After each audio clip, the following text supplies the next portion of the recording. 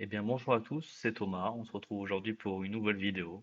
On va parler de la confrontation opposant l'AS Monaco et l'Olympique de Marseille. Donc, la rencontre aura lieu le samedi à 21 h, pardon, sur Canal+. Donc, pour commencer, on va continuer dans les bonnes habitudes qu'on avait prises. On va commencer à parler des 5 derniers matchs opposant Monaco à Marseille. Et j'ai rajouté un petit bilan des confrontations à domicile pour Monaco contre l'OM. Donc on peut voir ici que sur les deux dernières journées de championnat, c'est une victoire de Marseille à Monaco, 3 buts à 2. On se souvient avant la trêve de la Coupe du Monde, avec notamment la blessure d'Amin Harit. Et ensuite à Marseille, le 1 partout avec le but contre son camp de Verretou et le but d'Alexis Sanchez. Mais si on revient la saison encore d'avant, on a la victoire de Monaco à Marseille, la victoire de Marseille à Monaco. Donc les deux équipes n'arrivent pas à gagner chez eux. Et pour revenir sur une équipe qui a gagné à domicile, c'est Monaco qui a gagné 3 buts à 1 en 2021. Euh, je me souviens plus trop de ce match, mais c'est vrai que Marseille et Monaco sont à égalité. Voilà, 2 victoires chacun, un match nul. Donc c'est un match assez équilibré dans l'ensemble sur les dernières années. Donc on voit que sur les dernières journées de championnat, donc, il y a eu 52 matchs à Monaco, opposant Marseille à Monaco. On a eu 20 victoires de Marseille, 8 matchs nuls et 24 victoires de Monaco. Donc on voit quand même que Monaco est devant l'OM chez eux, ce qui est normal à domicile, même si on sait que Monaco n'attire pas foule euh, à domicile. Donc on va parler maintenant des stats. Donc c'est un nouveau système que je voudrais mettre en place, c'est parler des stats de l'équipe à domicile et des stats de l'équipe à l'extérieur. Donc on voit que Monaco à domicile sur les 3 derniers matchs, c'est 2 victoires, une défaite. Donc 2 victoires contre Strasbourg et Lens, 3-0 sur les deux scores. Et une défaite contre Nice, 1-0, où Monaco loupe 2 pénaltys, mais j'y reviendrai plus tard. Donc on voit que à domicile, du coup, Monaco est cinquième, ils ont gagné 2 matchs, ils ont marqué 6 buts, encaissé 1. Euh, donc voilà, ils ont gagné contre des équipes un peu plus faibles, donc Lens qui est malheureusement mal classé encore. Et ils ont perdu contre Nice qui avait déjà battu qui a battu le PSG aussi il y a 2 semaines. Donc Monaco, c'est un bon début de saison, mine de rien. Faut faire attention à leur puissance offensive. Il y a eu une blessure de Caio Henrique là, qui risque de faire un peu de mal. J'y reviendrai aussi plus tard. Donc voilà pour ce qui est de l'équipe à domicile. Maintenant de Marseille à l'extérieur, donc c'est 2 nuls, une défaite à Paris 4-0. Je ne reviendrai pas sur ce match, il fait déjà assez mal comme ça, mais je rigole bien sûr, j'y reviendrai un peu plus tard quand je parlerai de l'OM plus précisément. Donc les 2 matchs nuls, l'OM a ouvert le score. L'OM a été à 11 contre 10 tout le temps. Mais ça avait pris un carton rouge, on se souvient. Nantes avait pris un carton rouge très tôt dans le match. Mais on a baissé le pied, on a arrêté de jouer.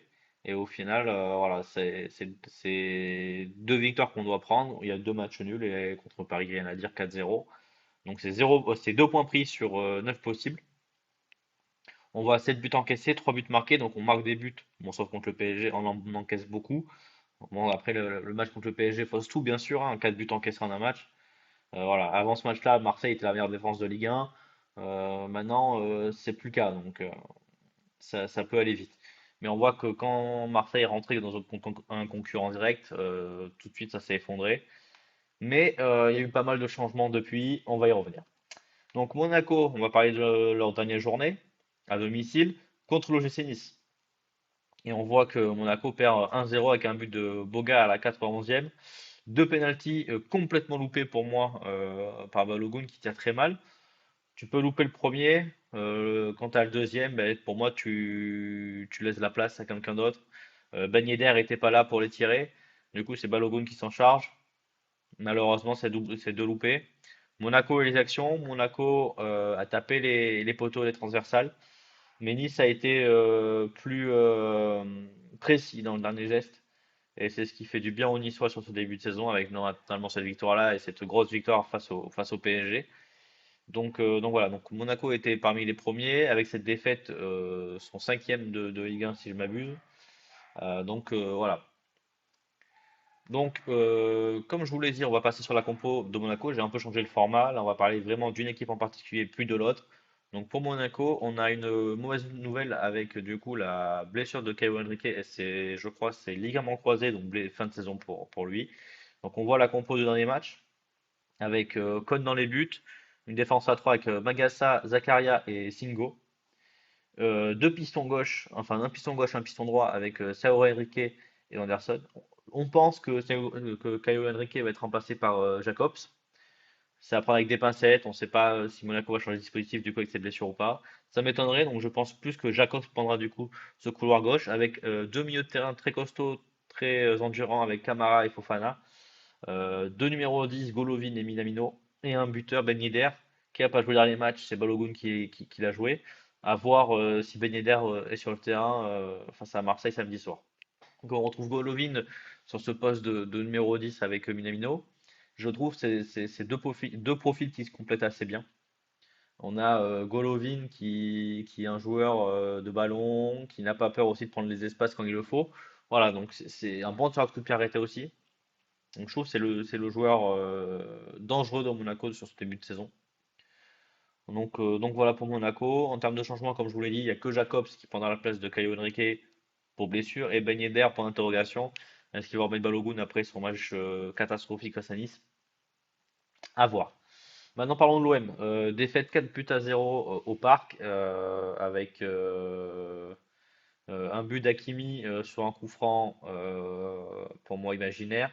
Un but de Randall Colomwani pour moi qui est hors jeu.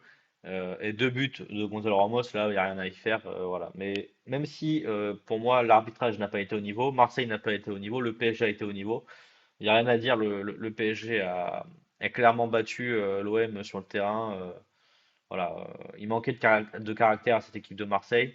Quand t'as pas les joueurs comme Payet, comme Guendouzi, comme Kolasinac, t'as pas ces joueurs de caractère, ben, tu fais des résultats comme ça et t'es catastrophique. Euh, pour poursuivre dans cette optique-là, le match contre Nantes où on fait un partout à 10 contre 11 et le match contre Metz où on fait pareil 2-2 à 10 contre 11, si tu as des joueurs comme ça, Guendouzi, Kolasinac ou Dimitri Payet, jamais tu fais ce résultat parce que tu as du caractère sur le terrain et je, je pense qu'on a des meilleurs résultats. Donc le PSG, je pense pas. Le PSG était largement au-dessus ce soir-là. On l'a bien vu. Dans un contexte compliqué pour l'OM, qui sortait d'un match de Coupe d'Europe 3 partout où physiquement ça a été dur, alors que le PSG avait joué 2 jours avant contre Dortmund, où eux, ils ont très vite dominé ce match et on va dire n'ont pas appuyé sur la pédale d'accélérateur. Là contre l'OM non plus, j'ai pas eu l'impression que le PSG forçait. Ils perdent Mbappé très vite dans le match. Euh, donc pour moi, l'OM était dans une phase compliquée, le PSG était largement favori. On a vu sur le terrain qu'il n'y avait pas match. Voilà. Mais je trouve ça quand même dommage de ne pas avoir des arbitres à niveau pour un match, on va dire, un classique comme ça, même si aujourd'hui on peut plus parler de classique. Voilà, le PSG est largement au-dessus malheureusement. Donc voilà pour mon rapide résumé du match du PSG. Euh, Donc, à l'heure actuelle, où j'enregistre cette vidéo, le Gattuso a signé. Bon, bah, c'était sûr. J'avais préparé cette vidéo en amont où Gattuso, c'était pas sûr. Donc, du coup, j'ai attendu que l'officialisation se fasse. Gattuso qui signe à côté de l'OM. Qu'est-ce que ça va donner? Alors, je pense que déjà, on va jouer en 4-3-3. Gattuso est friand de ce mode de jeu avec une pointe basse et deux numéros 8. On n'a pas de numéro 10. Donc, en termes de composition, je vous la montrerai plus tard, mais je pense pas que ça va changer par rapport du match contre l'Ajax. Je pense qu'on va avoir ce 4-3 là. Après, de ce que j'ai lu et de ce que j'ai pu voir sur les matchs que j'ai regardés de Gattuso rapidement, c'est on repart de derrière avec un jeu au pied très important de la part des défenseurs centraux. Donc à voir si Balerdi du coup sera titulaire parce que je trouve que c'est le défenseur central qui s'en sort le mieux ballon au pied. Mais on a aussi Paul Lopez qui est capable de faire cette relance-là, même s'il n'est pas très bon en ce début de saison. Il est capable de faire cette relance-là, balle au pied. C'est un joueur qu'on a recruté pour ça d'abord avec Sampoli. C'est un joueur, voilà, on sait qu'il a une belle qualité de pied. Avec les latéraux, je pense que ça bougera pas. Voilà. Au milieu, pour moi, ça va être Kondogbia le titulaire dans ce poste de numéro 6. Voilà, il connaît Gattuso, il connaît ce championnat italien, il sait comment il fonctionne. Donc pour moi, ce sera lui le titulaire. Après, Rongier Verretou. Unai, Harit, il y a plein de choix. Je pense que ça va dépendre de l'adversaire. S'il veut plus bétonner, s'il veut plus créer. Pour moi, il faut qu'il y en ait un créateur. Rongier sort d'un match catastrophique face à Paris. Euh, pour moi, c'est Unai Verretou au milieu de terrain. Sur les ailes, en vrai, je sais pas. Sur les ailes, si Sarr est revenu, Sarr, bien sûr. Ndiaye, Aubameyang et pour moi, Vitinha doit prendre l'axe de cette attaque-là. Vitinha, je pense que c'est un style qui va plaire à Gattuso. C'est un joueur qui est mort de faim, qui court partout, qui n'a pas peur d'aller au duel. Je pense que c'est un joueur qui va plaire à Gattuso. Donc à voir maintenant si son message va passer. Ce que j'ai lu aussi négativement, c'est que une fois que son système est compris par les adversaires, mais il s'en remet aux exploits individuels. Je pense qu'on a les joueurs pour faire ces exploits individuels. On a Aubameyang, on a Ndiaye, on a Harit, on a Unai. On a des joueurs capables de prendre ce ballon et de faire des exploits hors normes. Euh, Maintenant, voilà, il a récupéré Milan en difficulté, il a remonté Milan, il a récupéré un Naples en difficulté, il a remonté Naples avec notamment une victoire en Coupe d'Italie. Donc mine de rien, c'est un entraîneur dans sa gestion qui peut être critiqué, mais sur le terrain, quand même, il arrive à redresser la barre. Et je pense qu'on a un effectif, un meilleur effectif que l'effectif qu'il avait à Milan au moment où on le récupère, et le même effectif où il récupère Naples. Je pense qu'on a un meilleur effectif sur le papier que ces deux équipes-là quand il les récupère. Donc à voir s'il arrive à faire du bien à cet Olympique de Marseille. Je pense qu'il est OM compatible. Parce que voilà, c'est un mec qui veut gagner, c'est un mec qui a de la hargne, c'est un mec qui a bien les duels, les contacts, et nous on aime ça à Marseille. Donc je pense que c'est OM compatible. J'ai vu qu'il avait signé jusqu'à la fin de la saison avec un an en option s'il atteint le top 4, je crois. Donc à voir, voilà, c'est la valse des entraîneurs à Marseille. Il avait des exigences que Lyon n'a pas réussi à lui donner, donc il avait refusé Lyon. Maintenant, Marseille a dit oui à ses exigences, donc ça arrive avec son staff. Il a 7 ou 8 personnes, je crois, qui vont arriver avec lui, qui sont arrivées avec lui. Un entraîneur des gardiens, un préparateur physique, un analyste. Voilà, il y a plein de monde qui arrive avec lui. Euh, il voulait aussi une question de budget, je crois. Il voulait être sûr du budget qu'il avait pour le mercato. Le mercato est fini, on va voir le mercato d'hiver, comment ça se passe. Mais je pense que ça peut être une bonne pioche pour l'OM. J'ai mis quelques doutes quand même dans sa façon de jouer, dans sa façon à faire passer son message. Voilà, je pense quand même que il y a des joueurs qui vont adhérer à son discours, d'autres non, comme tous les entraîneurs, on va dire. Mais je pense qu'il se fera respecter dans le vestiaire. Et ça peut faire du bien à l'OM de retrouver du caractère. C'est ce qui manquait en ce début de saison, c'était du caractère. Et j'espère qu'on aura du caractère sur le terrain et sur la zone technique.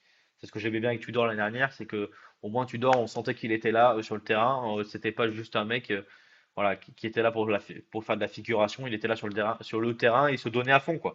C'est bien. Donc, on va revenir sur la compo, comme je vous l'ai dit. Donc, je pense que Lopez bougera pas. Maintenant, Bemba, Gigot, je pense qu'un des deux sautera pour laisser sa place à Balerdi, qui a une meilleure qualité de relance.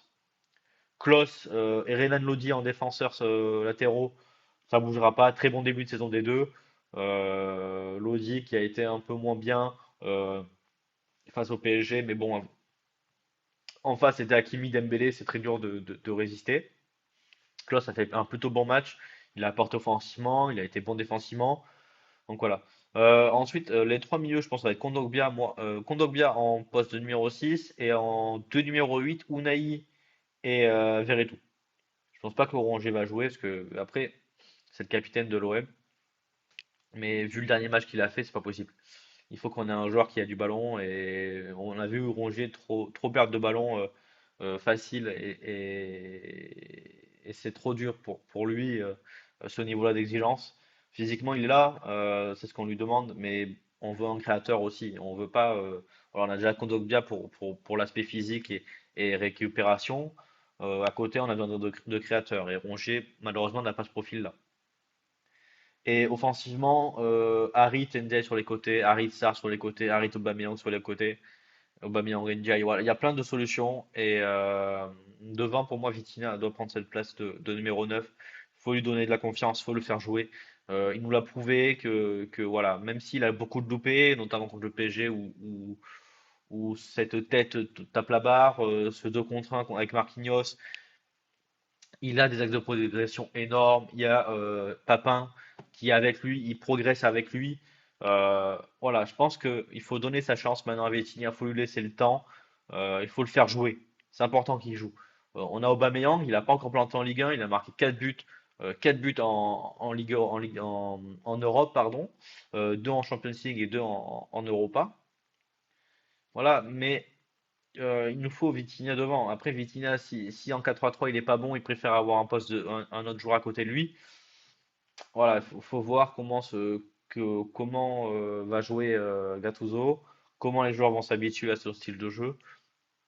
Mais je pense qu'il y a moyen de bien faire. Pour ceux qui se demandent, la composition, le 4-3-3, je l'ai pris, c'était la composition auquel Marseille avait joué contre l'Ajax. Donc voilà. Maintenant, mon petit prono. Mon petit prono, c'est compliqué parce que le cœur me dit l'OM, mais vu ce qu'on a, en fait, il y a trop de questions autour de l'OM. C'est comment Gattuso va amener les joueurs avec lui. Et est-ce que son message va passer tout de suite? C'est la question qu'on se pose, c'est la question où on a énormément de doutes dessus. Donc, à voir maintenant comment Gattuso amène les joueurs. Je pense que Monaco, c'est un faux pas contre Nice. Il y a eu énormément de ratés. S'il y a 3 ou 4-0, voilà, il n'y a rien à dire aussi.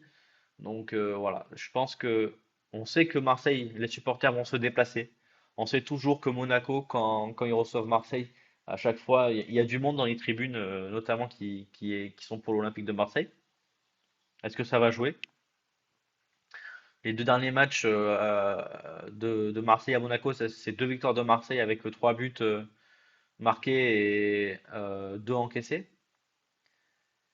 Donc moi, je pencherai quand même pour les deux équipes marques et victoire de l'Olympique de Marseille quand même parce que voilà, le cœur me dit l'OM et je pense que sur le papier, si Gattuso arrive à faire passer son message, je pense que Marseille irait à gagner à Monaco. Sur ce, je vous invite à liker, à commenter et à vous abonner. Et je vous souhaite une bonne journée, une bonne soirée. Bye!